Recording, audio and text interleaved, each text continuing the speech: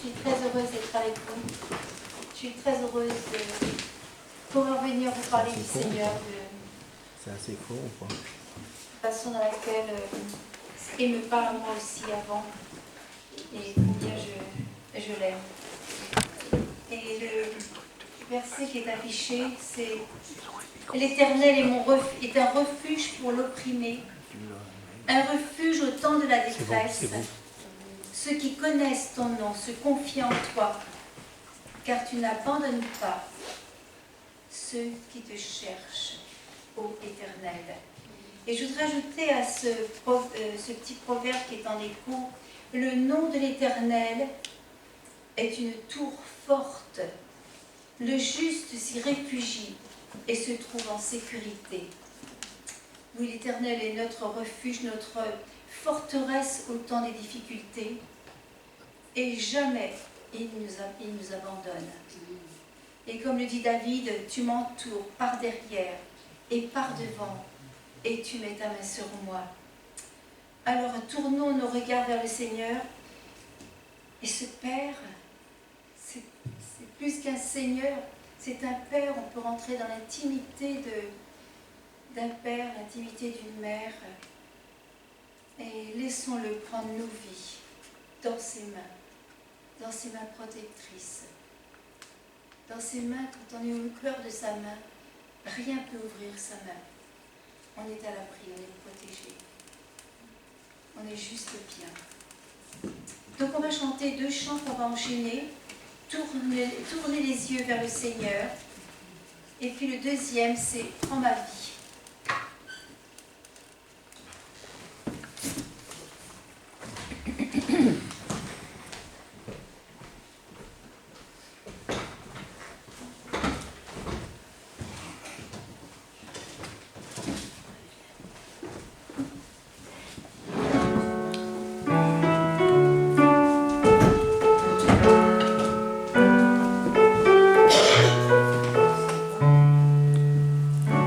Tu es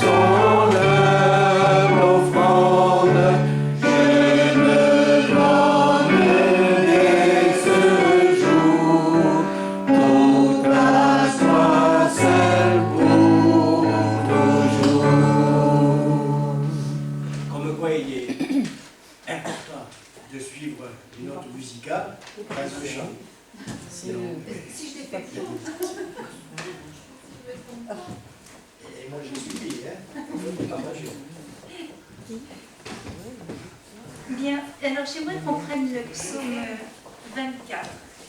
En fait, on ne prendra qu'une partie du psaume. Là. J'ai volontairement laissé les deux derniers versets, parce que déjà le premier début est tellement riche et de merveilles de l'Éternel que je me suis contentée du début. Donc j'aimerais qu'on le lise, il y a 6 versets je crois, c'est un psaume de David. C'est à l'Éternel la terre et ce qu'elle renferme, le monde et ceux qui l'habitent. Car il l'a fondé sur les mers et affermi sur les fleuves.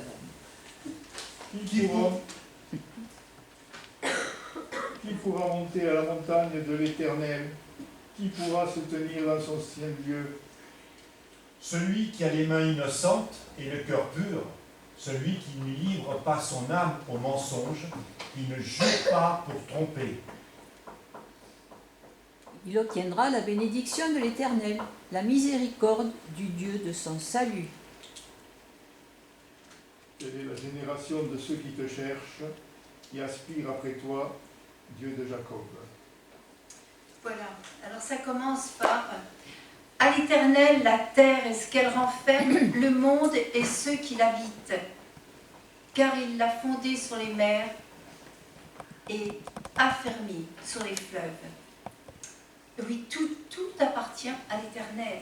La terre et tout ce qu'elle renferme, le monde et ceux qui l'habitent, et tous ceux qui l'habitent, sans exception, pas seulement les chrétiens, tous ceux qui l'habitent, tout appartient à l'Éternel. Et ceci pour une raison simple, c'est qu'il est le créateur de toutes choses. Mais après cette introduction, David pose deux questions. La première, qui pourra monter à la montagne de l'Éternel? Alors il y a un petit chant qui dit « Je veux monter sur la montagne ». C'est un petit chant tout simple et bien sincère. Hein.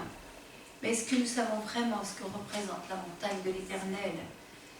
Et la deuxième question posée par David nous introduit un peu dans cette explication. Hein. Elle nous renseigne sur la dimension de ce lieu, puisqu'il dit « Qui s'élèvera jusqu'à son saint lieu ?» La montagne de l'Éternel est le lieu saint, le lieu très saint. Et il y a des conditions pour s'approcher de cette montagne sainte. Et ce n'est pas un hasard si c'est sur la montagne que l'Éternel a parlé à Moïse. Et il lui a dit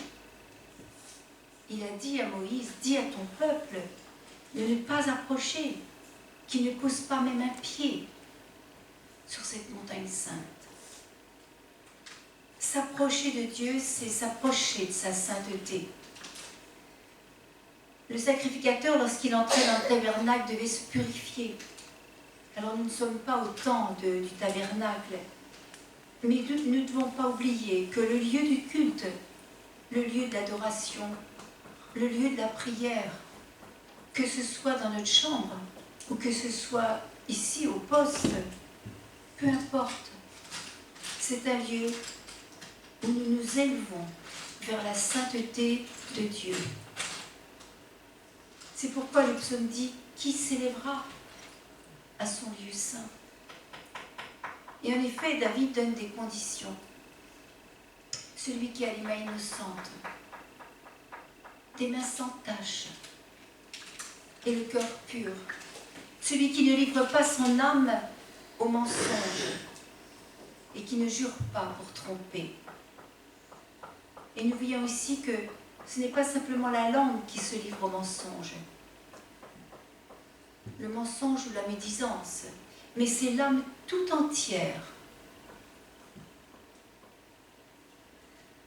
Et l'âme, c'est à la fois nos capacités intellectuelles, mais affectives, et c'est aussi notre conscience. C'est elle qui nous permet justement de prendre conscience de notre état devant la sainteté de l'Éternel, de celui dont il est dit qu'il est 3 fois saint, saint dans le Père, saint dans le Fils et saint dans le Saint-Esprit. Ce début de psaume nous renvoie à l'Épître aux Hébreux qui dit « Ainsi donc, frères, puisque nous avons au moyen du sang de Jésus une libre entrée dans le sanctuaire, par la route nouvelle et vivante qu'il a inaugurée pour nous au travers du voile, c'est-à-dire de sa chair.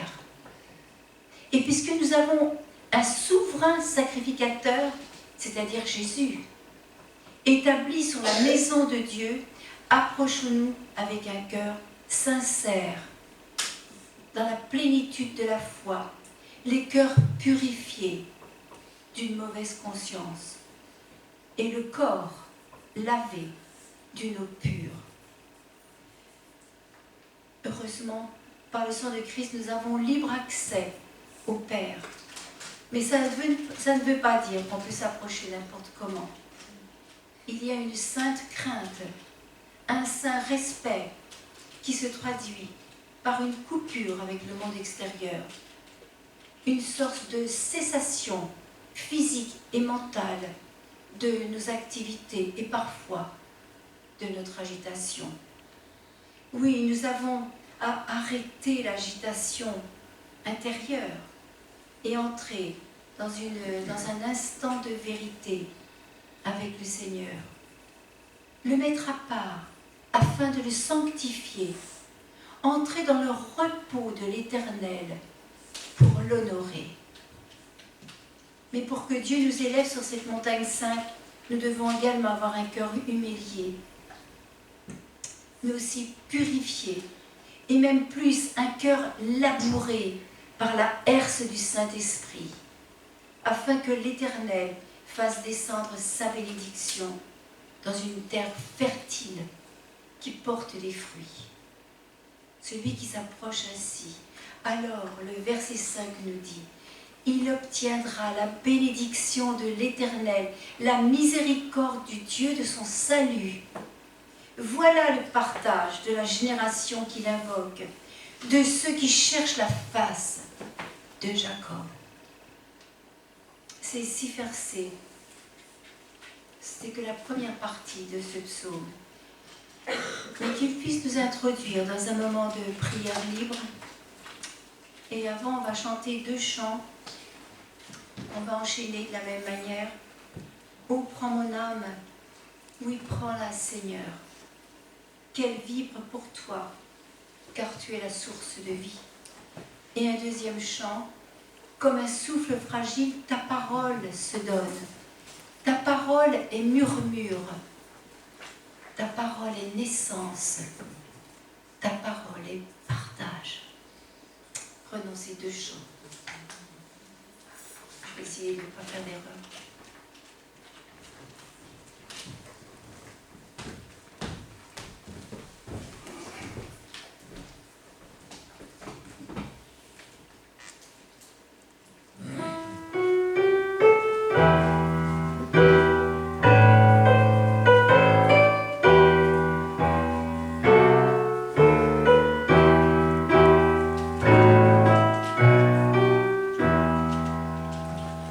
Oh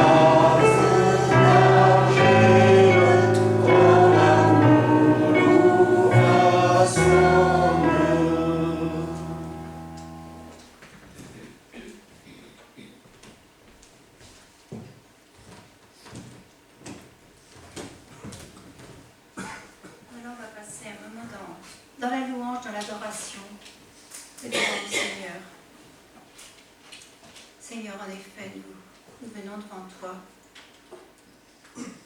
Seigneur, c'est toi qui perces les cœurs. C'est toi qui les connais. Tu connais toutes choses, le moindre recoin. Tu connais, Seigneur, comment nous sommes devant toi. Seigneur, permets que notre bouche parle de ce qui vient du fond de notre cœur, de la vérité.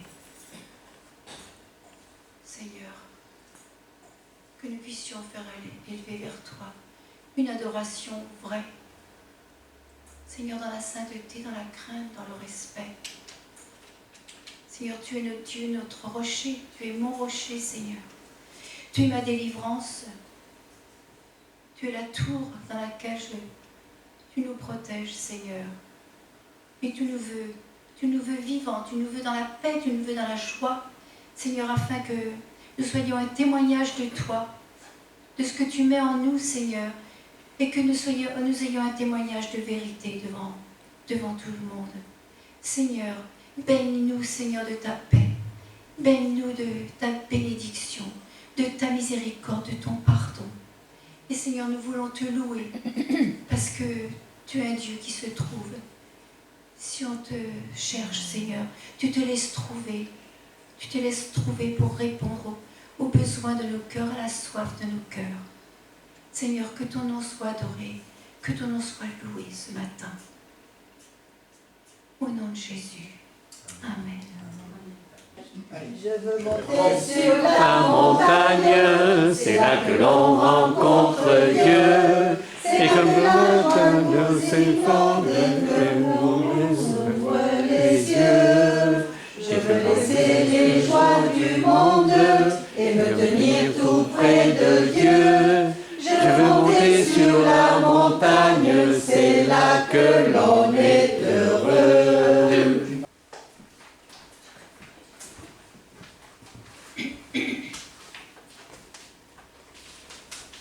Alors j'ai intitulé mon message Les citernes crevassées. Et puis cette nuit, je me suis dit, mais c'est pas vraiment le bon titre du contenu de ce que je vais dire. Et je lui donne un autre titre maintenant. C'est pour l'amour de ta parole et pour l'amour de Jésus. Jésus qui est parole de Dieu. La parole qui a été faite chair. Donc, je crois que ça serait plutôt pour l'amour de ta parole. Donc, c'est dans Jérémie, chapitre 2. Cieux, soyez étonnés de cela, frémissez d'épouvante et d'horreur, dit l'Éternel. Car mon peuple a commis un double péché. Ils m'ont abandonné, moi qui suis une source d'eau vive, pour se creuser des citernes crevassées qui ne retiennent pas l'eau. Voilà un texte terrible adressé au peuple d'Israël et qui nous parle non seulement d'un simple péché, mais d'un double péché. Et devant ce double péché, l'Éternel demande aux cieux d'être dans l'étonnement, d'être dans l'épouvante et de frémir d'horreur. À première lecture, on peut ressentir un décalage entre la faute de se construire des citernes et le drame épouvantable que cela entraîne, et que cela a entraîné dans l'univers entier, puisqu'il dit que le ciel frémit. Et on est ici devant un drame qui est le drame d'Israël, mais qui est aussi le drame de toute l'humanité. Il y a deux images importantes qui ressortent, la source d'eau vive et les citernes crevassées. D'un côté, on a une source jaillissante et inépuisable, et de l'autre côté, on a une citerne qui fuit et qui ne tient pas l'eau. Ces images dictées par Dieu à Jérémie cachent une deuxième lecture.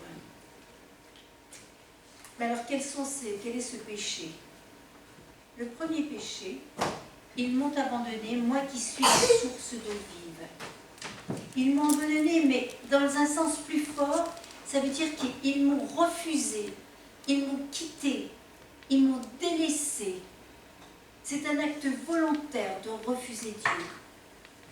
Ils m'ont refusé, moi qui suis la source d'eau vive. Et il dit bien qu'il est la source, il n'y en a qu'une. Et elle était là, cette source, au début de la création. Quand la terre était informe et vide, il y avait des ténèbres à la surface de l'abîme, et l'Esprit de Dieu se mouvait, il est dit qu'il frémissait, l'Esprit frémissait au-dessus des eaux. Dieu est esprit et l'eau est un élément, et cet élément est créé, fait partie de l'univers céleste, divin, qui produit. L'eau, c'est quelque chose qui produit, c'est quelque chose qui crée. L'eau a la capacité de produire. C'est elle qui enveloppait l'abîme, d'où est sortie la terre qui a été comme enfantée, comme expulsée d'une matrice. On sait bien que la femme, elle perd les os. Hein, la maternité, la gestation se fait dans l'eau. Et la terre a été expulsée comme ça de l'eau. On peut d'ailleurs remarquer que le mot eau est au pluriel.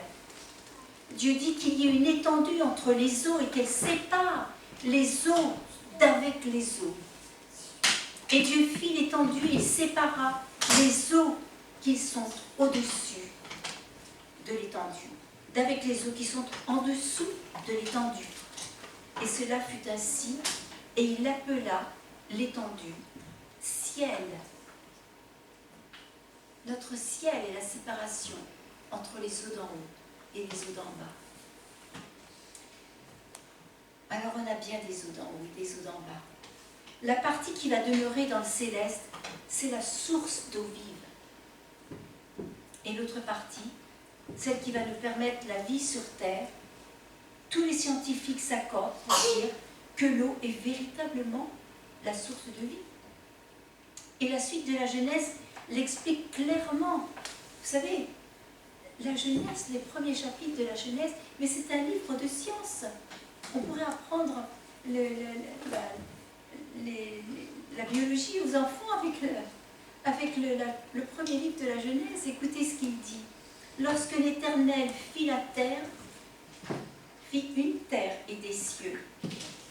Aucun arbuste des champs n'était encore sur la terre, et aucune herbe des champs ne germait encore, car l'Éternel Dieu n'avait pas fait pleuvoir sur la terre. Et il n'y avait point d'homme pour la cultiver, mais une vapeur s'éleva de la terre et arrosa toute la surface du sol. L'eau est puissance de vie. Et Jésus dit, il nous dira que non seulement elle est puissance de vie, mais de vie éternelle. Le premier péché dont parle Jérémie, c'est qu'ils ont abandonné cette source d'eau vive. Ils ont abandonné la source, ils ont refusé celui qui produit la vie. Ils ont refusé l'Éternel. Le deuxième péché, on pourrait presque dire que c'est une conséquence du premier. Ils se sont fait des citernes crevassées qui ne retiennent pas l'eau. Puisqu'ils ont volontairement refusé la source d'eau vive, ils ont dit, faisons-nous nos propres citernes, refaisons le monde selon nos codes. Cette expression « refaire le monde » montre bien l'attitude de toute puissance, bien installée au fond du cœur de l'homme. L'homme se dit, ce que Dieu a fait ne nous plaît pas. On va refaire mieux. On va refaire le monde à notre façon. Ainsi, ils ont voulu se faire des citernes. Mais en fait, ils n'étaient pas capables de les faire. Et ils se sont fabriqués des cisternes crevassées qui ne retiennent pas l'eau. C'est pourquoi Dieu dit, non seulement ils m'ont abandonné, moi qui suis la source d'eau vive, mais ils ont voulu prendre ma place et devenir créateurs de leur propre système déficient. Et cela nous rappelle une parole du serpent. Alors le serpent dit à la femme, vous ne mourrez point, mais Dieu sait que le jour où vous en mangerez, vos yeux s'ouvriront et que vous serez comme des dieux, connaissant le bien et le mal. Depuis cet instant pathétique, l'homme n'a cessé de vouloir jouer au Dieu créateur, mais qui ressemble plutôt à l'apprenti sorcier. Pourtant, ils avaient la connaissance de Dieu. Dieu s'est fait connaître Dieu s'est révélé au travers de Moïse et des prophètes. L'Éternel s'est fait connaître par son nom. C'est pour cela qu'ici, on parle d'un double péché. Le premier qui a entraîné toute l'humanité fut de se détourner, se déconnecter de Dieu, de se couper volontairement de la source de vie. Mais le deuxième péché, tout aussi grave, dont parle l'Éternel, c'est d'avoir eu connaissance de sa parole, d'avoir vécu tous les miracles que l'Éternel a accomplis pour son peuple depuis la sortie d'Égypte, et d'avoir décidé volontairement de l'abandonner pour faire les choses à sa place, sans lui. Regardons ce qui est écrit au début de Jérémie, dans ce même chapitre, parce que c'est un passage qui nous permet de pénétrer le cœur de Dieu, de pénétrer son amour et sa douleur. Et c'est d'afficher là. Va et crie aux oreilles de Jérusalem. Ainsi parle l'Éternel. Je me souviens de ton amour lorsque tu étais jeune, de ton affection lorsque tu étais fiancé, quand tu me suivais au désert, dans une terre inculte. Ainsi parle l'Éternel. Quelle iniquité vos pères ont-ils trouvé en moi pour s'éloigner de moi et pour aller auprès des choses de néant et n'être eux-mêmes que néant. Ils n'ont pas dit où est l'Éternel qui nous a fait monter du pays d'Égypte, qui nous a conduits dans le désert, dans une terre aride et pleine de fosses, dans une terre où règne la sécheresse et l'ombre de la mort, dans une terre par où personne ne passe et où n'habite aucun homme. Je vous ai fait venir dans un pays semblable à un verger, pour que vous en mangiez les fruits et les meilleures productions. Vous êtes venus et vous avez souillé mon pays, et vous avez fait de mon héritage une abomination. Et au verset 21, il est dit quelque chose de magnifique. Je vous ai planté comme une vigne excellente et du meilleur plan. Comment as-tu changé, dégénéré en une vigne étrangère? C'est un texte absolument bouleversant. Et Dieu rappelle avec douleur cette longue marche dans le désert, durant laquelle chaque jour son peuple recevait la manne. On peut sentir combien le cœur de Dieu est blessé devant l'abandon de celui qu'il appelle son Béror, son fils premier-né, le peuple d'Israël. Alors on a bien des choses à apprendre pour nous-mêmes. Oui, Dieu veut donner l'excellence à ses enfants. Et c'est ce qu'il fait avec nous. Pourtant, devant cette excellence, ils se sont construits des citernes crevassées. Et le mot citerne, c'est un mot qui nous renvoie à un autre mot semblable, qui est le mot puits, et qu'on connaît bien, parce qu'il y a beaucoup de puits dans la parole. Le premier puits est le puits de Beersheba, qui symbolise l'alliance d'Abraham avec Abimelech.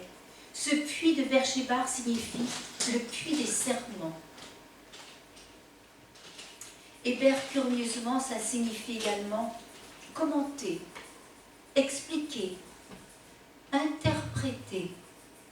Il y a dans la notion de puits la notion d'une explication, d'un dévoilement, d'une révélation. Aller au puits, c'est aller à la source d'eau vive.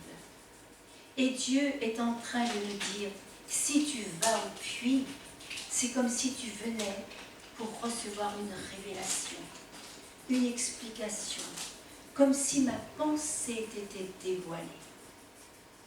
Alors bien sûr, le premier fondement de Satan, c'est de faire du fac-similé de l'œuvre de Dieu. C'est son jeu à Satan. Il passe son temps à faire du fac-similé avec les choses de Dieu. Voilà pourquoi les citernes sont crevassées. Elles n'ont pas la fonction du puits alimenté par une source. Elles sont comme une fracture. Et le mot crevassé signifie également rompre un serment. En construisant leur citerne, ils ont rompu un serment, ils ont rompu une alliance. Ils ont cru construire des citernes pour rivaliser avec Dieu, mais elles étaient crevassées et ne tenaient pas l'eau. Leur système ne tenait pas debout, il était bancal, il était fracturé. Le récit de Jérémie est l'aboutissement de toute l'histoire du peuple d'Israël. Et le peuple d'Israël est un miroir pour les nations. Nous pouvons lire notre histoire dans leur histoire. Notre fonctionnement dans leur fonctionnement. Alors nous voyons que du temps que Samuel, déjà, ils ont rejeté l'Éternel pour avoir un roi comme les autres nations. Avoir un système à eux, construit à partir de leurs idées. Et on connaît la décadence de la majorité des rois du peuple d'Israël. Puis ils ont voulu adorer des dieux de pierre et de bois, comme les autres nations. À chaque fois, ils ont abandonné la source d'eau vive. On est bien dans la phrase du serpent, vous serez comme des dieux, vous connaîtrez, vous pourrez juger, vous pourrez régner, vous pourrez élever des tours à votre gloire, vous pourrez renverser les principes fondamentaux de la création divine. Vous serez comme des dieux. Alors l'homme déconnecté de l'Éternel, de la source fondamentale, s'est mis à se construire son propre système de valeurs, son propre raisonnement, à tracer sa propre route pour vouloir atteindre son projet. Et en s'éloignant de la source d'eau vive, ils se sont éloignés de la parole,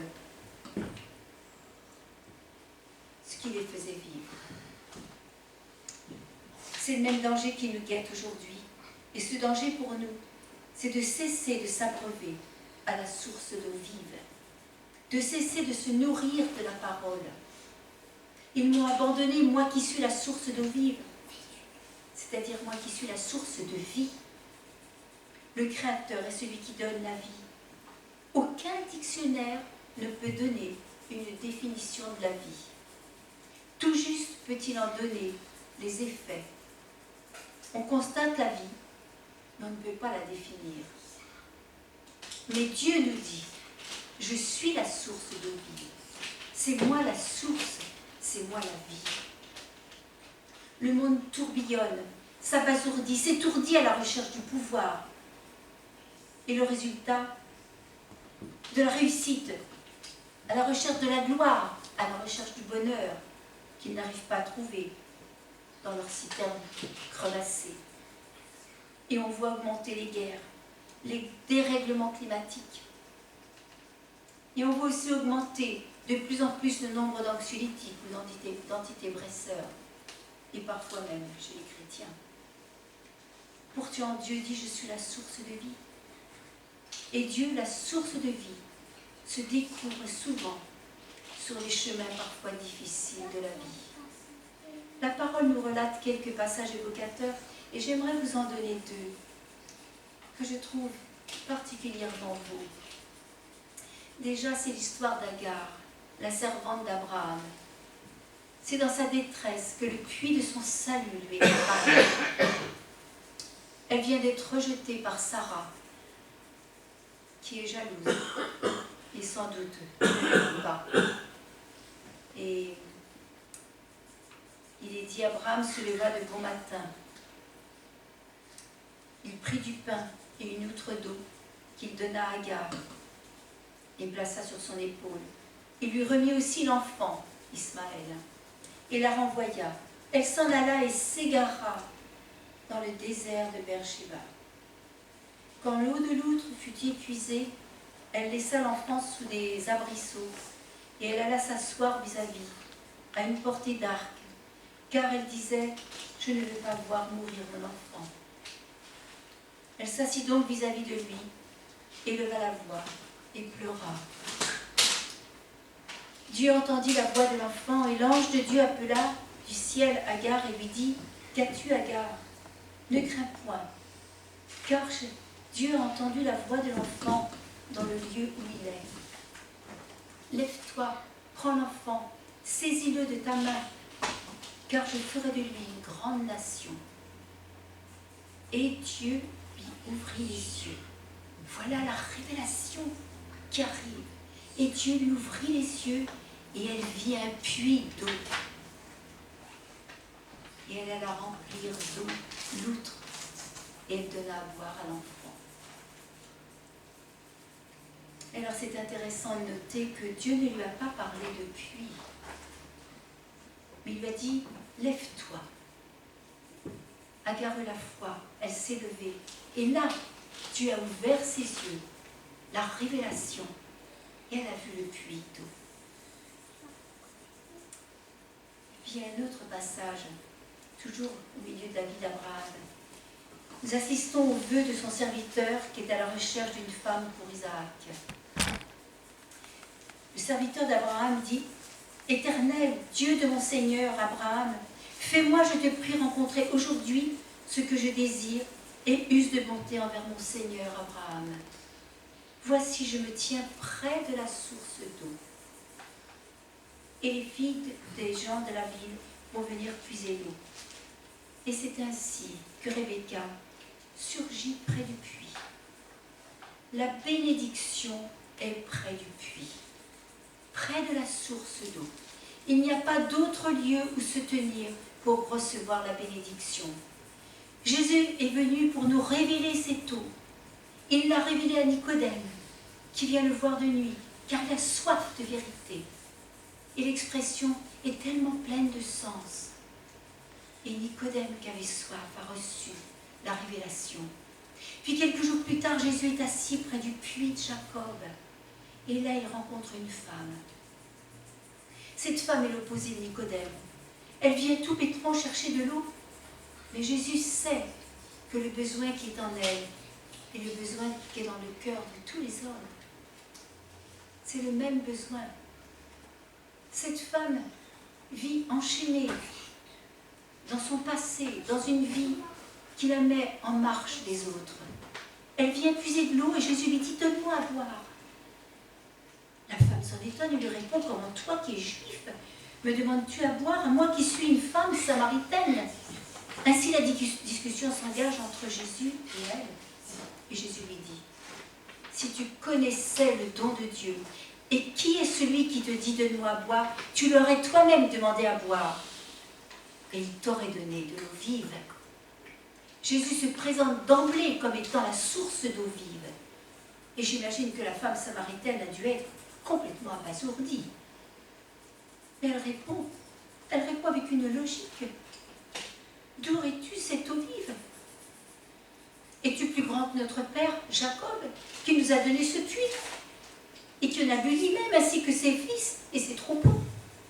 Alors, à cette femme samaritaine, qui avait malgré tout la connaissance de Jacob et des patriarches, Jésus va lui expliquer, comme à Nicodème, le mystère de la connexion à la source d'eau vive, de la connexion à l'éternel. Et il lui dit, quiconque boit de cette eau aura encore soif. Mais celui qui boira de l'eau que je lui donnerai n'aura jamais plus soif, et l'eau que je lui donnerai deviendra en lui une source d'eau vive qui jaillira jusque dans la vie éternelle. Et d'un seul coup, la connexion s'est faite en elle. La Samaritaine venait chaque jour, dans son rituel, puiser de l'eau au puits de Jacob. Et voilà que cet homme juif arrive et dit, moi je t'apporte plus, je viens t'apporter une eau vive qui jaillira en toi, jusque dans l'éternité. Et la femme est touchée, elle est frappée par la révélation, elle est transformée, elle est reformée de l'intérieur. Nicodème, comme la Samaritaine, avait entendu parler de Dieu. Ils étaient religieux chacun à leur façon, mais ils restaient dans les terrestres, qu'on peut appeler le monde d'en bas, abreuvé de l'eau d'en bas, des habitudes et des coutumes. On peut entendre parler de Dieu, vivre une vie d'église bien organisée, mais continuent à patauger dans des citernes crevassées, qu'on s'est construites comme des constructions bancales, et qui font que le sens de l'éternité, la joie de l'éternel, les délices de l'excellence restent une chose voilée. Tant qu'on reste déconnecté de cette source d'eau vive, tant qu'on n'est pas accroché à la parole de Dieu, on risque d'être dans des situations, dans la même situation que le peuple d'Israël, de se construire des citernes crevassées. Et la connexion, la conversion de la Samaritaine est magnifique, car on assiste avec elle au dévoilement du mystère. On assiste à sa transformation intérieure et au salut en Jésus-Christ. La femme lui dit, je sais que le Messie doit venir, celui qu'on appelle Christ. Quand il sera venu, il nous annoncera toutes choses. Et c'est à cet instant que le miracle se fait. Jésus lui dit, je le suis, moi qui te parle. Alors la femme, ayant laissé sa cruche, s'en alla dans la ville et dit aux gens, venez voir un homme qui m'a dit tout ce que j'avais fait. Ne serait-ce pas le Christ? Et ils sont sortis de la ville et ils sont venus vers lui. Et on a l'impression que la discussion avec Jésus s'est arrêtée à cet instant. Comme en écho à la parole du centurier, dit seulement un mot. Jésus n'a dit qu'un mot. Je le suis. Et ça fait qu'un mot en hébreu. Ani. Et le miracle de leur révélation s'est fait. La puissance de la connexion à l'Éternel s'est accomplie. Cette femme vint à l'heure de midi, en pleine chaleur, parce qu'elle n'est pas une femme de bonne vie, et qu'elle ne se mélange pas aux autres. Elle est certainement rejetée, mais la révélation du Messie se fait en elle. Elle vivait une vie perturbée, cabossée, fracturée, avec une connaissance de Jacob et des patriarches qui la gardaient dans des coutumes et des rituels pesants. Mais d'un seul coup, le mystère de se dévoile. Elle oublie sa condition d'en bas. Au milieu des jugements de la société, sa condition d'avant, et elle court dans la ville, avec la liberté acquise à la source d'eau vive. Elle vient de renaître de nouveau, de naître de nouveau. Elle vient de rencontrer celui qui perce les cœurs et qui connaît toute vérité, celui qui pardonne et qui sauve. Elle vient de rencontrer Jésus. Si nous revenons au texte de Jérémie, nous constatons qu'il est d'actualité et qu'il peut nous parler aujourd'hui. Car mon peuple a commis un double péché. Ils m'ont abandonné, moi qui suis la source d'eau vive, pour se creuser des citernes crevassées qui ne tiennent pas l'eau.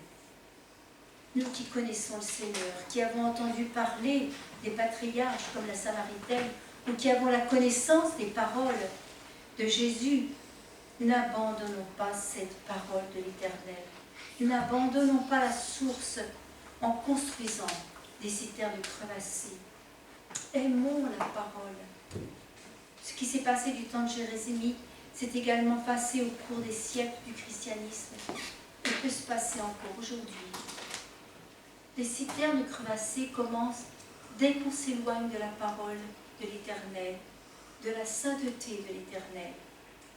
Loin de la source, loin de l'eau vive, on se met à construire des systèmes nouveaux, des codes, des lois, des interdictions ou des permissivités.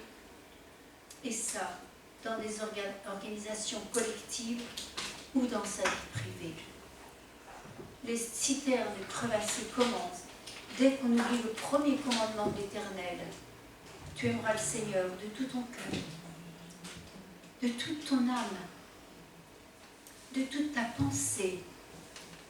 C'est le premier et le plus grand commandement. Et voici le second qui lui est semblable. Tu aimeras ton prochain comme toi-même. De ces deux commandements dépend toute la loi et les prophètes. Soyons attachés à l'Éternel et à sa parole, afin de rester toujours près du puits, afin que l'Éternel se révèle. Celui qui garde mes commandements, c'est celui qui m'aime. Et celui qui m'aime sera aimé de mon Père, et je l'aimerai, et je me ferai connaître à lui. L'Éternel est un Dieu qui se laisse connaître, qui se laisse trouver. Mais il nous veut sans partage, sans compromis avec le monde. La source d'eau vive n'alimentera jamais les citernes crevassées. C'est pourquoi il donne cet ordre d'abord à Israël dans l'Ancien Testament, puis à l'Église dans l'Apocalypse. C'est avec ces deux passages que je terminerai.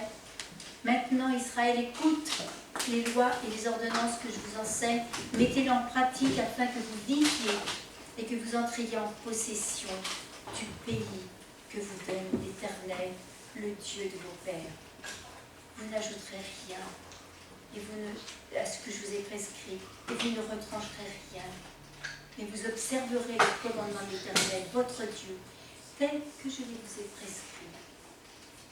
Et c'est le même ordre redonné dans les dernières phrases de l'Apocalypse, avec une promesse, une invitation, un encouragement et aussi une mise en garde. Ce sont les derniers versets de la Bible, la conclusion de toute la parole, l'accomplissement de l'œuvre de Jésus. Moi, Jésus, c'est dans l'Apocalypse, chapitre 22, verset 16. Moi, Jésus, j'ai envoyé mon ange pour vous attester ces choses dans les églises. Je suis le rejeton et la postérité de David, l'étoile brillante du matin. Et l'esprit et l'épouse disent, viens. Et que celui qui entende dise, viens. Et que celui qui a soif vienne.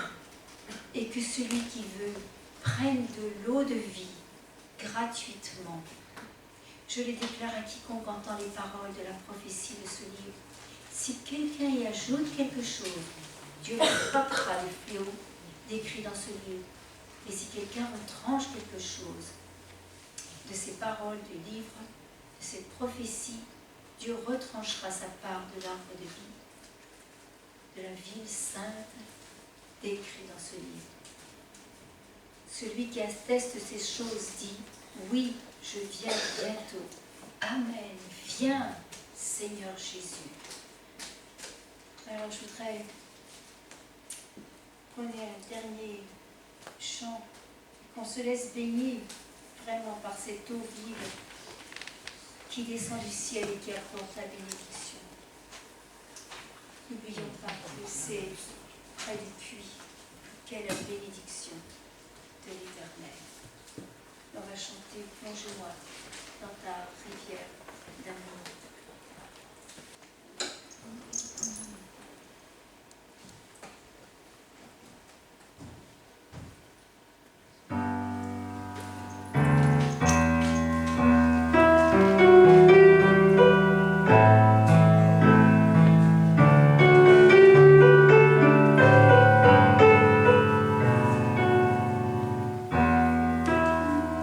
Plonge-moi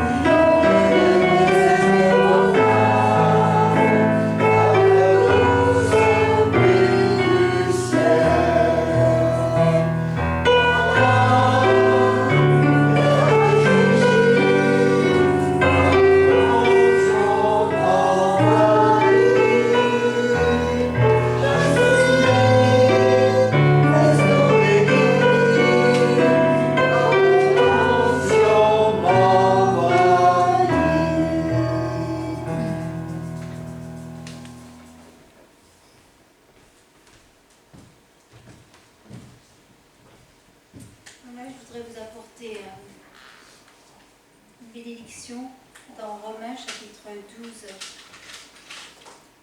et qui va dans le sens de ce que j'ai dit, ne vous conformez pas au siècle présent, mais soyez transformés par le renouvellement de l'intelligence afin que vous discerniez quelle est la volonté de Dieu, ce qui est bon et agréable et parfait.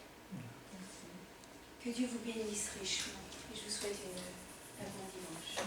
Amen.